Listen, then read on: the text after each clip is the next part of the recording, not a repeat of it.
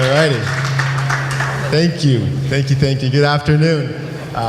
So my name is Nikhil. This is boy Alejandro, and we're the two co-founders of Back to the Roots. And it's an urban mushroom farm, which we co-founded a couple years ago. And we're just excited to spend the next, 30 minutes with you guys telling you a story of how we went from investment banking to this world of mushroom farming and now fish poop, and sharing a couple of lessons we learned along the way too. So excited to spend the next few minutes with you guys. Yeah, thank you guys. And I guess I'll take a quick step back and tell you guys how this whole thing began. It started a few years ago back at UC Berkeley, Velez. We were sitting in a business ethics class. Hello? Business ethics class. Heard this professor talk about corporate social responsibility.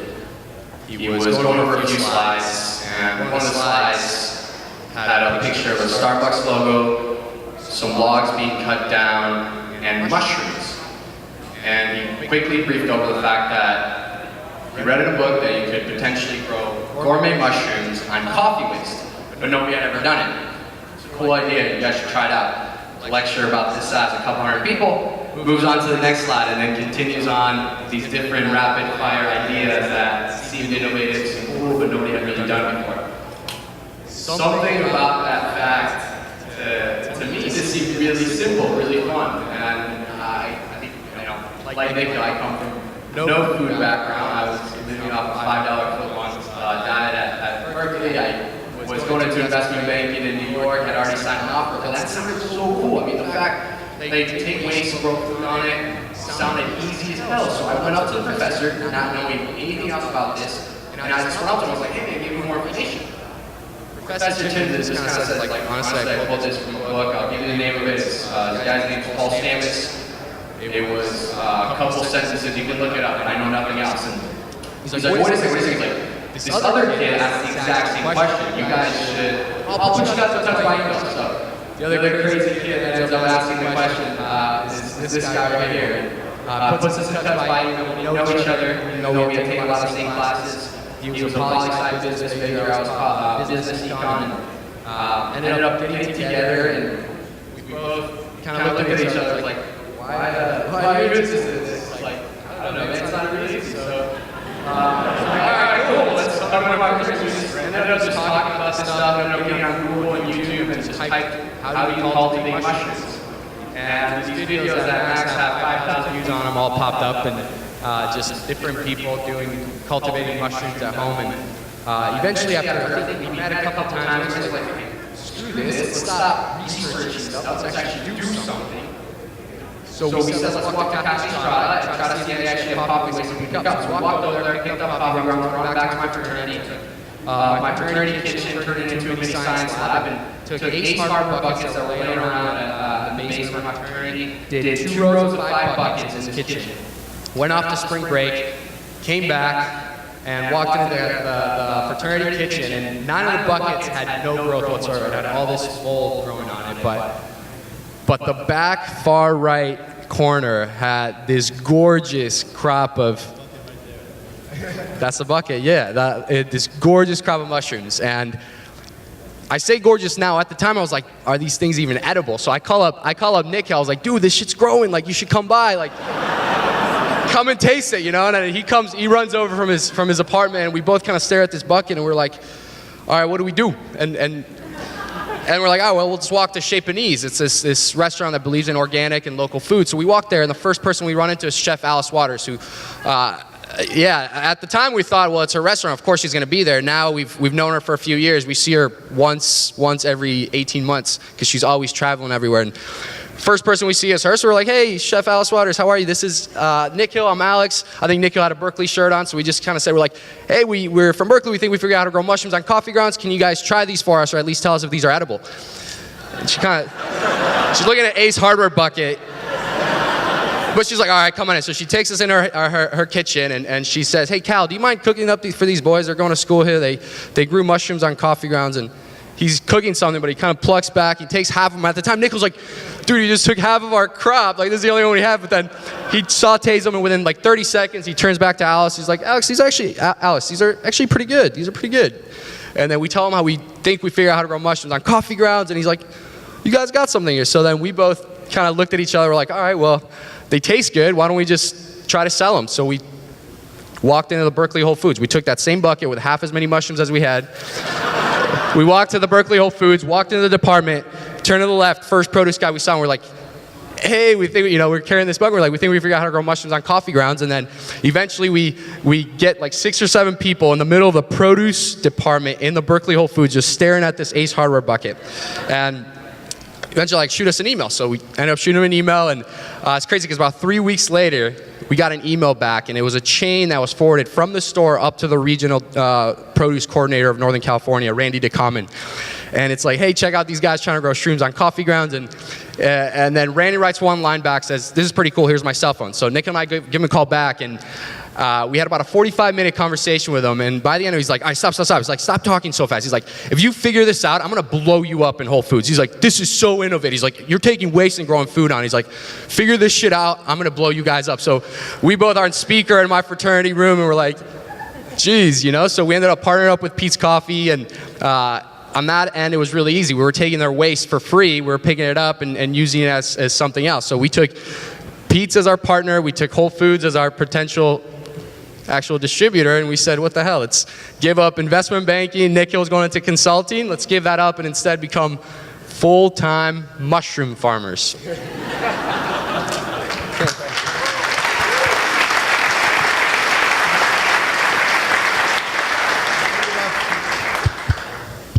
We ended up, there we go, ended up spending probably our next 6 or 7 months we dove into it, had no clue what we were doing. We called a couple of mushroom farms who were in the area and asked them for advice. And honestly, the first things we got, I still remember this conversation too, we got a $5,000 grant from our chancellor like 2 weeks before graduation. The first thing we did was buy this like $1,000 used van on Craigslist, and that was like our coffee collection van we'd collect in. And we're sitting in this van, we called up these mushroom farms that were in the area and told them, hey, we're trying to grow mushrooms on coffee grounds, do you have any advice? And every single one actually said, it's impossible. It's too acidic, it's too wet, it's too, dense. And I remember sitting like that van, and we were both like crushed with we just gave up our job offers, and here we are, all the mushroom farms in the area, so you can't do it. But I think that's where we were fortunate enough with our partnership. We were having fun working together. We're like, dude, we grew one of those buckets. There's got to be a way to grow some more. But it took us about 6 or 7 months from that day forward, and we ended up watching every single YouTube video on growing mushrooms, and you can imagine, what that's like. And read every textbook and gave ourselves a crash course on how to grow them, and ended up starting up working with a couple Pete's coffee shops, and just started collecting coffee grounds. Every single morning we'd wake up and just collect. Each store was throwing away hundreds of pounds a day of coffee grounds to the landfill, and we just pick it up, and we got a little 300 square foot warehouse by the Oakland airport, and started planting, and just trial and error over and over again, just knee deep in coffee grounds for like 6 months. And we still have this invoice on our wall. Finally, on October 9th of 2009, we felt confident enough to have our first sale to Whole Foods, and it was 3.14 pounds, and invoice is still on our wall. But that was our first consistent sale where we were like, you know what, at least we can go 3 pounds of mushrooms a week. So we went to the Berkeley Whole Foods and offered them 3 pounds of mushrooms, and it was a blast. From that point on, it was all about how do we scale this up to a really commercial operation, and went from 3 pounds a week to probably by the end of it, almost 500 pounds a week of fresh oyster mushrooms, selling to all the Northern California Whole Foods and farmers markets, and just a lot of fun kind of for us, and that's the thing where our whole partnership really founded. I think that's around the time we started realizing we were in store so much, just talking to customers and doing farmers markets, that what got us passionate about this, and ultimately what got the families and moms and kids that we were talking to excited, was when we got into the growing of it. Like, we ourselves knew nothing about food, we knew nothing about mushrooms, and the fact that they grew in 10 days was so fascinating. It's the fastest growing vegetable in the world, and we knew nothing about this 6 months before that. And we would go and talk to customers, and they would stay with us for, literally 30, 40 minutes of us just telling them how amazing they grew. And then eventually it started becoming something like, almost like a self-fulfilling prophecy. It was like, we need to somehow get these mushrooms to actually grow in front of customers. And that's how the first iteration of the Mushroom Kit, which you see Yeah, you see pictured right there. Yeah, and we started off with this big, clear plastic bag of fungus that we'd slapped a sticker on it at a local FedEx. That was the most beautiful thing. Took it to our buyer, Randy, at Whole Foods, and he almost fell out of his chair. He's like, that's the most disgusting thing I've seen, but that's kind of cool, though. And I remember he was like, go back to your R&D team and figure it out. And we were like, that's me and Alex working at like Pete's Coffee, like we know what we're supposed to do. And but it took his disgust with his excitement, and went back and started trying to figure out how can we turn this into something we can put on every single kitchen counter across the country. And it's gone through a lot of iterations since then, and to what it is today, actually. Our first main product, the Grow at Home Mushroom Kit, which is a little brown box where you open up the front panel, and in just 10 days you get your first crop of gourmet oyster mushrooms. And we've just seen an incredible reaction where they're trying to connect families to food again, where you don't need a green thumb or a big backyard. Like, our whole goal is like, how can we design something that looks good enough where a mom wants to put it on the most precious spot in their house, like the kitchen counter, but easy enough and fun enough where their kids can do it too. So it was a really fun, I think, challenge for us, and it's been awesome seeing the reaction over the past couple years. We actually had a big transition. We were a while growing the fresh mushrooms and the mushroom kits, and realized that, there's one point probably, a little bit into it, we were about 2 weeks from going out of business because we're kind of half-assing both of them, to be frank. We realized that there were two very different operations, growing the fresh mushrooms and growing these kits, which is much more like a branded consumer item. And we realized that, we could spend the next 20 years being a little 5-mile radius mushroom farm, where we can take that same energy and go out there and kind of build a national movement. And it's been a lot of fun, I think, since we made that decision to go all in on these kits and all in on kind of creating experiences for people to grow their own food at home. And since then, I think we've had a couple 100,000 people join us as urban mushroom farmers now across the country, getting tons of photos. And it's been so cool seeing, a mushroom kit pop up in the most incredible places, on TV, online. And even for us too, which has been a big part of it, was, at first it was just the natural food space, and growing from one Whole Foods to about, in about 6 months, we went national with Whole Foods. And yeah, it wasn't even just Whole Foods too. And that's, I think, the exciting thing about this whole thing, the realization as we were living it, as we were going through this experience ourselves, that there was an entire movement here of people wanting to connect to food again. People wanted to know where food was coming from, and it wasn't just the natural grocery space. It wasn't just Whole Foods. Very quickly, which was so crazy, as we started having some of these retailers start knocking on our door, and then you had Home Depot, Lawn and Garden say, hey, we have plants, we have grow stuff. My customer wants to come here on the weekend with their families. Can we put the mushroom kids in our store? And then we had Toys R Us says like, hey, we're checking out you guys. There's a pretty cool Facebook campaign that's gone viral. What if we put mushroom kits in Toys R Us? We actually just launched in Toys R Us as well. And it's crazy. A mushroom kit has gone from Whole Foods to Sky Mall to Home Depot to Nordstrom and to Toys R Us. And as we became more and more passionate and excited about this movement, again, because we ourselves were learning with our customer. We didn't know anything about food. So we became so excited by it that we started learning about other growing technologies. Like, there's got to be other cool, innovative technologies that our consumer has no clue about. And that's how we stumbled upon aquaponics. It was about 18 months ago now, when we visited a farm up in Milwaukee, this guy, Will Allen, with Growing Powers. And we went up there, and it was this big urban farm that was farming tilapia at the bottom and having plants grow up top. And they were selling the tilapia, they were selling the plants, and they were using 90% less energy, and the water was being cleaned by the plants. So all the fish poop and the fish pee was being pumped upwards and used as the organic fertilizer for the plants right above it. And then the plants were cleaning the water and bringing it back down for the fish. So it was this really cool self-sustaining system where all you did was feed the fish feed the plants clean the water. And we left that place, we were like, dude, this is so sick. Like, this is so cool. And then we thought it was like the most innovative thing in the world. And then we started researching. We're like, the Mayans invented this 1,100 years ago. We're like, this has been around for that long, and we don't know about it? And we asked people and friends, and nobody knew about this concept. So we're like, how do we take this big industrial farm, the same way we did with the mushroom kit? We took a big mushroom farm and made it into a kitchen and a classroom experience. How do we do that with aquaponics. We looked around everywhere and we could not find a single unit that was the size that we needed it to be. Our goal was like, all right, we got to find, I think we were inspired that we got to be able to bring this thing into the home. And I remember we called some aquaponics experts and we're like, hey, are there any home aquaponics kits out there? And people were like, oh, of course. And they sent us a link to one. It's like this big, $400. Like, that's not a home kit. Like, there's got to be a better way to do this. And we were just inspired and we were like, you know what?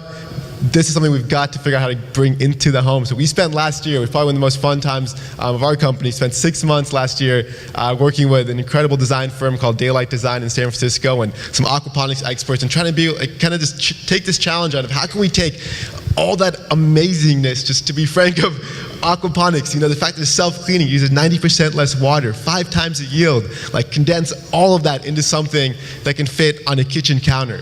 And it was a super fun, I think, challenge for us and incredible seeing the results of it. And we ended up creating what is now our second product, the AquaFarm. And it's a little 3-gallon tank where you can put a betta fish or any other small fish in the bottom. And basically all that fish waste that's normally builds up and is toxic to the fish, in this case gets upcycled to feed the plants. It gets broken down as nitrates, which the plants love as food. So here the plants are uptaking all the stuff that's normally toxic for the fish and using it to grow. And in turn, the water that drops down is totally clean water. So it's a self-cleaning fish tank that grows food. And it was a super exciting thing. When we launched this still, when we finished the design, we still realized it was a big shift for our brand. I mean, since day one, we walk into Whole Foods and the produce guys are like, oh, it's the mushroom guys. Like, that's our brand, the mushroom guys. And all of a sudden, here we are, they're trying to like educate people about fish poop. And we're like, this is a big move for our brand. And you know, our customers, our buyers going to follow us along, and B, it was expensive. We still bootstrapped this whole company, and to make these molds was no joke. We realized it takes like $100,000+. So we decided, you know what, let's put it out there and let's see if our community can get behind it and support us. So we put it on Kickstarter last November, and we had a $100,000 goal for 30 days, and it was incredible because I think we ended up hitting almost $250,000 in 30 days, and I think it really just blew up in our minds that there's people had this craving out there now to kind of, you know, bring growing your own food into the home. And it's, you know, it might be fish waste and basil, but you can ask, you know, if well designed enough, it's not one mom or parents you can ask if you can say, like, if we gave you something that educate your kids about growing your own food and help you grow your own food, no one's going to say no if it's just easy enough to use and well designed enough. So it was a really powerful thing for us, and Kickstarter was just an amazing way for us to launch it. And the coolest thing too is our product went from here to here off of Kickstarter because we had thousands of people who in a short amount of time were able to give us so much amazing feedback and just out of their own passions for it. Probably feedback that would have taken us years to get, you know, if we had launched into retail first. So we're actually going live into production in about 10 days right now, so can't wait to get it out. I know we had some people we talked to here who are Kickstarter backers, so thank you very much for that support. And we're going live in 10 days and can't wait to get it out to our community.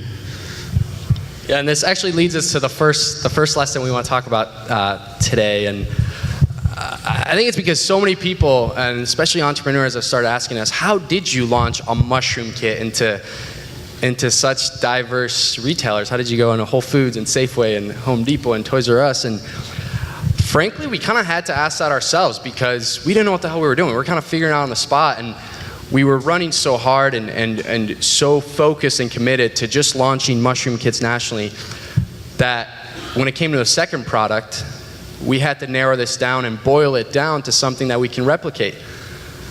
And the second product, we didn't really make it easy for ourselves. We're launching a fish tank that grows food off of fish shit in some of those the most premium natural grocery stores and retailers in the world. So for us, it was something that we had to really narrow down. And I think after we put a lot of thought into what we did right and a lot of things that we did wrong, we narrowed down to the fact that we first and foremost need to find disruptive retailers. And then we have to create two-way partnerships with them. So you have to partner first with disruptive retailers and find a two-way partnership with them. If it's not a disruptive retailer and you create a two-way partnership, they're gonna screw you. So it has to be a disruptive retailer. And what a disruptive retailer to us means is a retailer that's not looking at competition as what the other guys are doing, a competition of what historical trends are driving the market to do, and aren't looking at the next year, but they're looking at the next 3 to 5 years, 5 to 10 year trends, and what's gonna happen as our environment becomes even faster with change. So that's when I think for us, we look at how we did it with Whole Foods, a retailer that's absolutely doing that. They're passionate about change. They think competition is change, but the opportunity comes in change. So we went to Randy DeCummin, who's the regional coordinator I talked about earlier, and really the first time we went to him, we said, how do we create, without knowing it, we were saying, we had a 1-hour meeting, we didn't know what the heck we were talking about. He makes fun of us and says that we were like two deer stuck in headlights during that 1-hour meeting, but he's like, at the end of it, he's like, guys, I had a lot of fun chatting with you guys. You guys bring a lot of real energy. You guys are passionate about what you're doing, and we just turned around and said, like, Randy, then let us just do that in your store. Let us just go in your store. I know Mushroom Kit's never been sold anywhere in the world in a retailer, but let us go into your Berkeley Whole Foods, just stand next to our product, and just, at the very least, you're gonna have a lot of customers that will be amused with two kids talking about mushroom kits. And we did that over and over and over and over again. And we did it from one store to national distribution. We visited, between both of us, we visited over 80% of all of Whole Foods. And it wasn't even just us. As our team started growing, we had Kelsey, who's been with us for over 2 years, one of our first team members. She first joined the Pacific Northwest. Her day-to-day was demoing in Whole Foods. When a Whole Foods would open, till a Whole Foods would close. Because we needed to prove that a mushroom kit, or that Whole Foods wasn't crazy to launch a mushroom kit in the produce department. That's back when Safeway and all these guys hadn't come out with it. It was Whole Foods that was willing to take that risk, and we said, we're gonna be in there demoing for you guys. And then Ed left Merrill Lynch, he was with him for 10 years, moved to the Rocky Mountain region to demo in every single Whole Foods in the Rockies, as soon as they'd open till they would close. So as we looked at launching the second product, we said, how do we add value? And as we started growing, we realized that there was this amazing nonprofit they created, the Whole Kids Foundation, aligns very much with our vision of bringing healthy food to urban communities. So last year with the mushroom kit, we created a 1-for-1 campaign for the last 5 months. Every mushroom kit sold in Whole Foods nationwide and in Canada, we would donate $1 to the Whole Kids Foundation. So it's pretty cool because actually tomorrow we'll be giving the check to the Whole Kids Foundation with the winning regions for Whole Foods for $19,777. And we're a tiny company, but that was real to us, that was real to them. We created that two-way partnership, and now we're gonna do it again with the AquaFarm. We're gonna allow our consumer to take pictures of our displays in the Whole Food stores, and then they're gonna enter into a drawing, and 100 AquaFarms will be donated to Whole Kids Foundation schools each month. And then on top of that, we're gonna then partner with the Allegro bars, because I don't know if you guys have noticed, but there's a big trend for juicing, and Allegro bars are now have juicing where there's wheatgrass there. So how cool is it for them to see wheatgrass grown in this really unique way where they can actually learn as they wait for their juice? Unlike Jamba Juice, they're learning and interacting with their team, the Whole Foods team member, as they're waiting for their juice. And then they can actually go and buy it in the produce department. So we're donating to every single Allegro bar that has juicers. We're gonna donate an AquaFarm so they can experience it firsthand and they can see the wheatgrass grow right in front of their eyes. And then we looked at Petco. We looked at Petco and really the pet industry. It's aquatic. So how do we, first we knew that Whole Foods wasn't gonna be putting a fish coupon inside, or they're not gonna be carrying a fish inside their stores, or Nordstrom or any other grocery retailers, at least not yet. So we knew we were getting into the pet industry, and then we looked at the pet industry and looked at who's trying to get towards where we are, who's trying towards sustainability and natural space. And Petco was the perfect partner. They actually just launched 37 Unleashed stores, and they launched this big campaign around whole pets, where they're bringing back a lot of natural products. Even though at the moment in the pet industry, they're much slower moving than the standard pet products. So we went to them, and in this case, we were a brand new product that was representative of that was bringing that consumer. And then they came and said, hey, why don't we put a fish coupon inside every single unit that you sell, even the ones that you're selling at Whole Foods and Nordstrom, because to them, they're bringing the consumer that ultimately is gonna be their consumer in the next 2 to 5 years. They're coming into their store. So that's exactly what we did. So we're gonna be launching nationwide end cap displays with Petco starting the holiday season. They have 1,200 stores nationwide. And they're gonna be putting a fish coupon, not only in their own AquaFarms, but it's a real partnership where they're actually putting a fish coupon inside the one sold at Whole Foods and Nordstrom throughout 2013. So I was really excited. And then the third one, I think this is the really important one because it's not only about physical exchanges of goods. With Nordstrom, they were just launching into food. They were launching into growing products, into the agrarian within the at-home section. And in this case, they wanted a brand that was really passionate not only about design, but about creating grow-at-home products. So last holiday season, they were actually the very first to place a purchase order for AquaFarms. They only knew of the concept when we first went to them. So they launched the mushroom kits in the holidays, one of the best-selling partners for us last holiday season, but they're actually placed a purchase order for the AquaFarms that are launching in about 7 weeks with their retailers. Yeah, so I mean, with that too, I think, so that lesson learned for us was huge about like how do you go deeper with your partners. And I think the second lesson, which I'm excited to share with you guys, is going back a little bit, when we first launched the mushroom kits, and as we launched the mushroom kits from Whole Foods to Home Depot to Safeway and started really getting it out there more and more, we saw two really cool trends happening. And one of them was that the best response we were getting from our kits was from kids. Like they were just freaking out over how fast these things grew. Like in 10 days stuff was popping out. You tell kids grow tomatoes in 90 days. It's like a lifetime, but like in 10 days, it was so cool for them to see this thing like double in size every day they come home.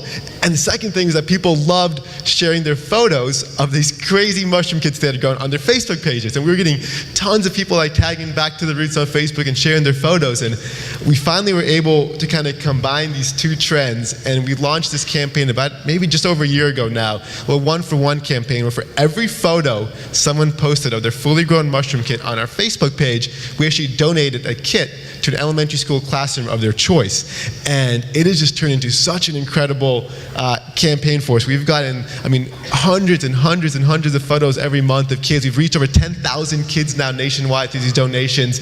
And the coolest part about it is that as people start posting more and more stuff on Facebook, I mean, our Facebook page went from a couple thousand likes to about 20,000, about 25,000 now in just over a year of super passionate people.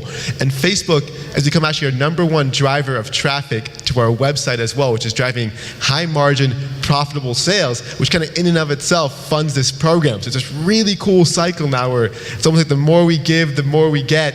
And it's just this really cool cycle where people are supporting us through their photos and building the brand, driving sales, and we can give back to people. And I think the biggest lesson here for us, which I think it proved that like that ancient philosophy of like the more you give, the more you get, is as true in business as it is in like your personal life. And I think that's something we're trying to embed in every single thing we do now. We know that if we can go out there and really commit to our community and give back to them, they're going to support us in ways we can't even ever imagine. And I mean, it came back to us the second time as well, where that same Facebook community drove over 70% of our Kickstarter funds came through Facebook, not through Kickstarter or media, just through Facebook, our Facebook page. So it's just been an incredible lesson for us, and we're trying to take that one forward, where the more you give, the more you get, even in business. And I'll just quickly go over the third lesson, which is it's around transparency. And I know it's kind of a buzzword now, but I think to us it came in a pretty painful way. You'll see the pictures here. Not all mushrooms look the same. And we started getting all these Facebook posts of pictures that, quite frankly, to us, they were a little scary. Like, look at that Pinocchio-looking mushroom, and we're like, that's not what we're telling customers. Are we lying to them? So I mean, at first our reaction was like, do we delete those pictures? Like, we're gonna scare our other consumer. Like, we were so freaked out by it, and then we made at the time, like, we just didn't know exactly what to do. We were like, I don't think deleting is the best thing to do, but we need to somehow create transparency around the fact of what's going on. And we went to our consumers, and this started out on Facebook and people reaching out to us, and we just kind of went out there and they said, one of these funky pictures, we just said, what do you think that mushroom looks like? We just posted it on Facebook, and and we were freaked out by the question at the time, but we're like, what is this going to turn into? And then what was crazy is that it turned into this amazing dialogue, like authentic, real dialogue with our consumer. And we had hundreds of comments of people trying to name the mushroom Pinocchio and that one, and then all these other ones. And then we actually realized that more and more people were excited by it. And then we had comments like that, where kids would be like, I'm buying another mushroom kit because I actually want to grow one looking like Pinocchio. Like, we had consumers actually wanted to go after something that was at first so painful to us. And that was really cool and really fascinating to be able to be at that like very real, authentic connection with our consumer. And I think even what's true is like vulnerability behind it too, because as we've transitioned, as we've grown, we have a partner now called Gourmet Mushrooms that's was our mentor for about 2 years, and they have the largest, or one of the largest, organic mushroom farms in California. They helped us and put band-aids on our process because we ourselves were mushroom farmers. We were figuring it out as we went, and eventually we got to a scale and to a point at which their vision aligned with ours, and they were using waste streams to grow mushrooms, fresh mushrooms. But then we actually brought our production up to their facility. So they're now producing our mushroom kits, and the quality has been incredible, amazing. They're all organic, and they're growing picture-perfect mushrooms. So that's gone away. That's gone away, but it was really cool to see that even at times when maybe the short-term solution is just isn't so obvious. Transparency sometimes does put that own band-aid on things that you're going to improve upon medium to long term, and that was really powerful. Yeah, and I think as we look to kind of wrap this presentation up, we'd love to leave a few minutes for Q&A here. It's kind of want to end in this idea of like, I think what really drives us every single day with Back to the Roots and what we're trying to grow with Back to the Roots. And it comes down to this idea that's really inspired us, where like 50 years ago, a good business was just one that could make money and create jobs. Like, that was a good business. And 15 years ago or so, Google came out with this philosophy that they got a ton of applause for. They said you can make money without doing evil. And I think there's something about this new generation of entrepreneurs where we look at that and honestly, like, that looks like a cop-out to us. You're saying the bar down here, like, without doing evil? Like, come on now, you can make money. Like, and there's something better than that. And I think what we're trying to push ourselves to every single day is like, no, you can make money and do good at the same time, and that's what's driving us at Back to the Roots. So that's what we're trying to do through this Grow to Home food movement. So appreciate all you guys' support, and thank you very much.